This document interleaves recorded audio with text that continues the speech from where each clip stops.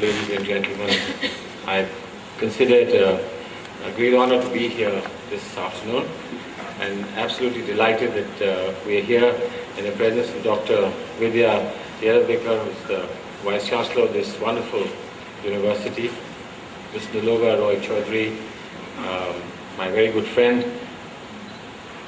I suppose a professor now, Professor Dilip Udgaonkar, Mr. Prakash Shah, Mr. Sudhir Devare, Dr. Rajni Gupte, our own Foreign Secretary, Mr. Ranjan Mathai, very distinguished faces right in front of me, but I need to recognize someone who is an institution, no less than your own institution, ma'am, and that's Mr. Ram Jethmalani, the Professor Emeritus, but a walking university.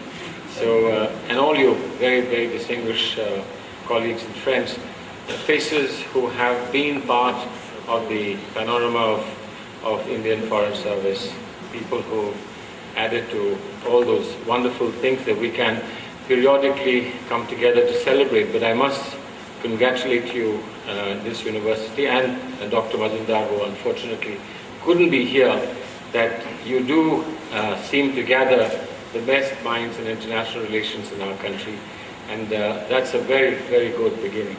And I hope that from here we will see one day that you will be able to gather the best minds of the world, and then in that very gathering will be a very generous sprinkling of faces that are present here tonight. I believe that one need hardly emphasize the fact that in the world of today, there is a dire need for the Indian point of view. We are today faced with a huge amount of information that's being thrown at all of us by the social media, by traditional media, newspapers, prints, journals, at seminars, conferences, all of which are very vigorously supported, financed, and have the backup of infrastructure of institutions that go back into hundreds of years, and governments that use that effectively as the hidden part of their outreach in terms of making an impact in the world with their point of view. And we are, in a sense, disadvantaged. We are disadvantaged because the exclusive Indian point of view is perhaps not always made available in different fora in the world, and particularly when so much flood of information is being thrown at the world.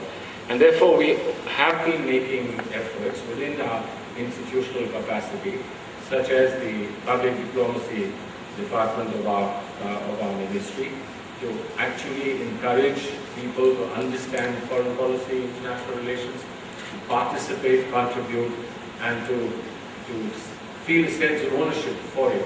And then the world to be able to see what the Indian point of view is. And allow me to say that the Indian point of view is a lot more, much richer and much more rewarding than what we hear in about half an hour, 1 hour's television program every night. A lot of outstanding people that I meet who are familiar with Indian point of view refuse to come onto television. And I think this is a sad thing for television. The best minds, many of the best minds refuse to come to you because they want much more of a reflective opportunity to say the things that they want to say. And that's not possible in those sound bites that are necessary for the media. So maybe we need to have to think about channels and programs that can exclusively provide more thoughtful and who would want more thoughtful surroundings in which they will put their point of view. But the fact that that's not available to them is a great loss to all of us, because the sense that there is limited exposure to a limited point of view means that the best that we have to offer is not there. And therefore, I think you've done a wonderful thing. The Indian Review of Global Affairs now going on the net, so the IRGAmag, which goes on the net, will really, in a sense, contribute to filling that gap that I certainly feel like I believe a lot of you will also be feeling. Not just because we need to be parochial or be unidirectional or unidimensional. If you have a point of view, which you could call the Indian point of view, then it is possible to expand to the next concentric circle and talk about the South Asian point of view, where a lot of issues are common between us, where we can collaborate and cooperate and provide dimensions that go missing otherwise, not only for ourselves within South Asia, but also for the world beyond South Asia. And then once we've got the South Asian point of view across, it would be possible then to move into a larger Asian point of view, the Asian and African point of view, the developing world point of view, but ultimately the sense of ownership of the airwaves and the pitch on which ideas are played with and ideas are fielded is a pitch over which we will then be able to say we also have some control. This, I believe, is a great thing that was lacking. One such journal on the web will certainly go a long way, but I'm sure that you will then become a pioneer that would unleash this energy and force with many other people coming and doing this. We need more departments, more universities taking seriously this very important area of human endeavor. And I say that not only because I minister here today, but I believe that if we are to live in a world that we believe has become a large village and is becoming more compact every day with modern technology, with easy access, transit routes available, and interdependence that is now today very, very starkly obvious to all of us, whether it is in terms of sovereignty, security, terms of strategic balances, in terms of economic welfare, in terms of combating disease, in terms of combating menaces such as terrorism. We are now one, and we have to face them all as one. And that's only possible if we are actually linked together with information that is reliable, that is good, that is reasonable, and information that can be effective in its use for us to be able to express our aspirations. I believe that's the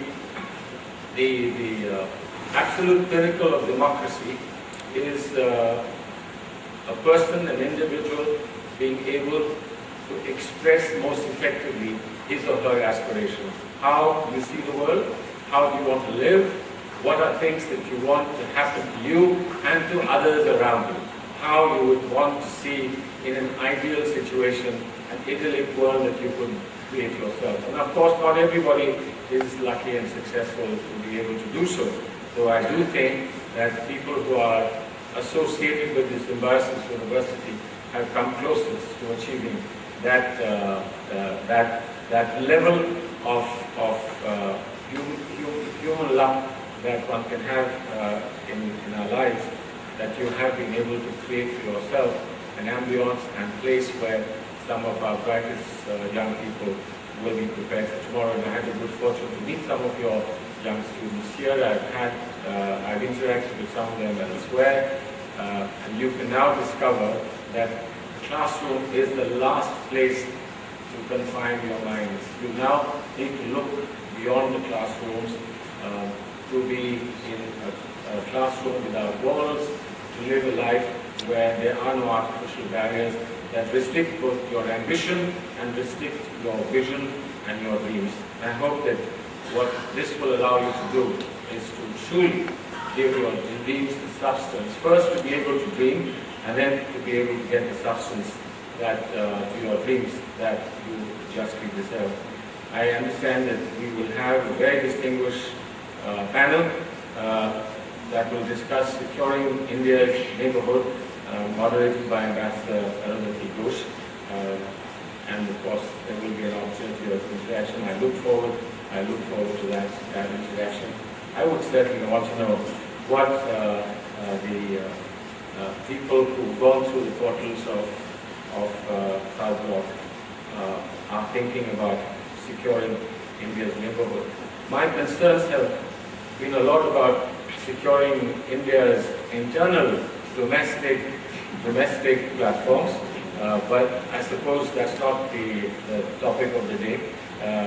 See Ram Jethulani smiling on that.